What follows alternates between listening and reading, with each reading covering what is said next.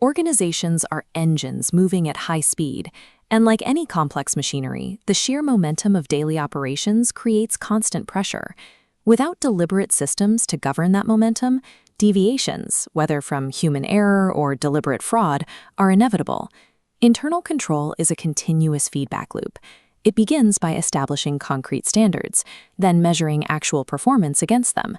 When a deviation appears, management analyzes the root cause and finally takes corrective action to bring the operation back into alignment. But this loop has a hard limitation. No internal control system, no matter how tightly designed, can eliminate all fraud. Controls are operated by people. Experienced employees who understand the mechanics of the system often figure out how to evade those exact checks and balances. The vulnerability multiplies if two or more employees decide to work together. This is called collusion. When individuals coordinate to bypass the rules, they override defenses that would easily catch a single bad actor.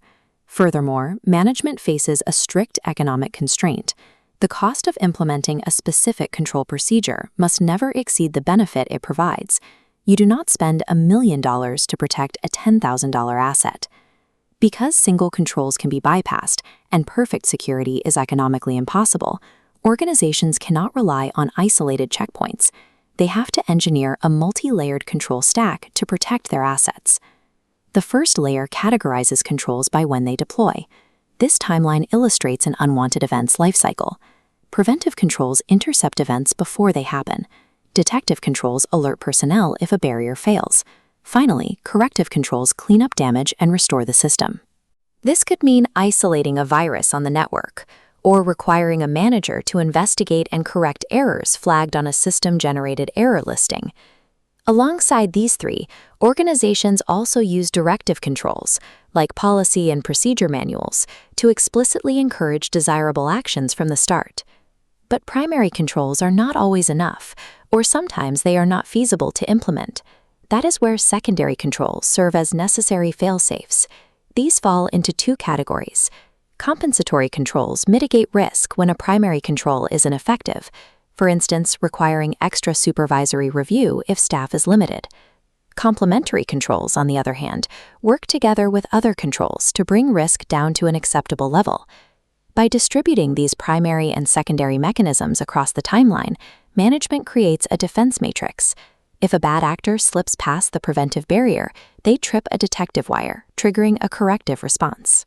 The strongest preventative barrier in any manual control system is the segregation of duties. It is the architectural rule that prevents any single person from controlling all aspects of a transaction.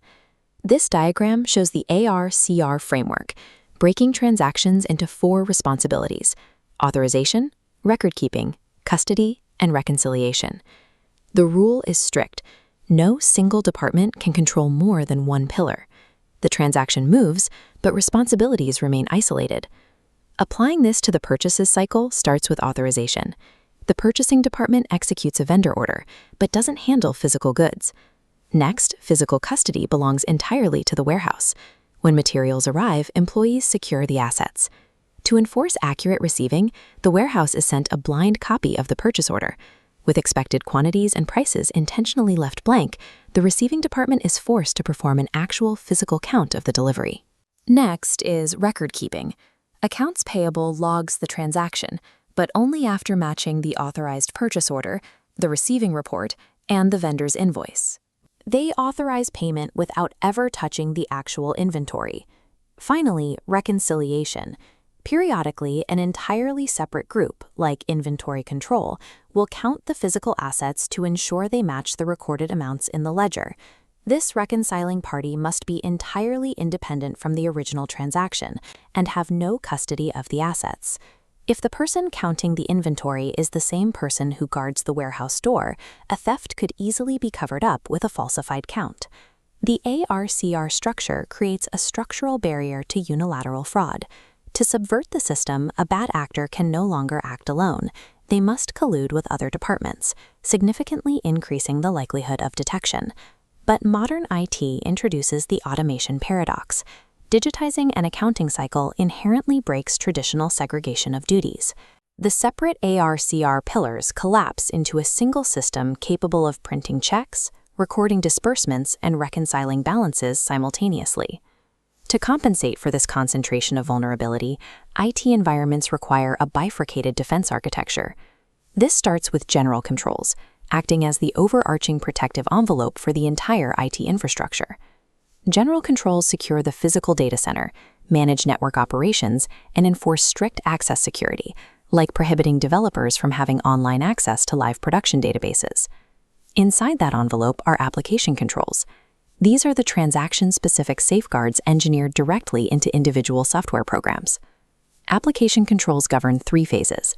First, input controls ensure only valid, authorized data enters. Next, processing controls guarantee the internal logic is executed correctly. Finally, output controls ensure the resulting financial reports are completely accurate. Supporting all of this is a final layer built directly into the equipment by the manufacturer, hardware controls. Mechanisms like parity checks and read-after-write checks verify data integrity during movement and storage at the physical circuit level. Because IT automation concentrates risk, organizations leverage this fortified envelope of general and application controls to address the specific vulnerabilities of a digital environment, complementing manual and physical oversight. With this architecture in place, the final operational question becomes, how does management prove this complex network of controls functions without single points of failure? The proof relies on an audit trail, and the bedrock of that trail is sequentially pre-numbered forms. Assigning a sequential ID to every purchase order, receiving report, and invoice creates strict accountability. A missing number immediately flags a gap in the sequence. Auditors evaluate the architecture's integrity using directional verification techniques along that trail. The first technique is tracing. Tracing follows a transaction forward, starting from the original triggering event, like a receiving report, all the way to its resulting entry in the accounting ledger. Tracing tests for completeness, proving a real-world event was actually recorded. The opposite approach is vouching. Vouching starts at the recorded ledger entry and moves backward to locate the original authorizing source document. Vouching tests for existence or validity. It ensures that the numbers on a financial statement are backed by real, authorized events, rather than being fabricated. A robust internal control environment utilizes a verifiable, multi-layered architecture of segregated duties and automated checks. This structure forces accountability at every node of the operation, ensuring that assets are protected through system design rather than simple trust.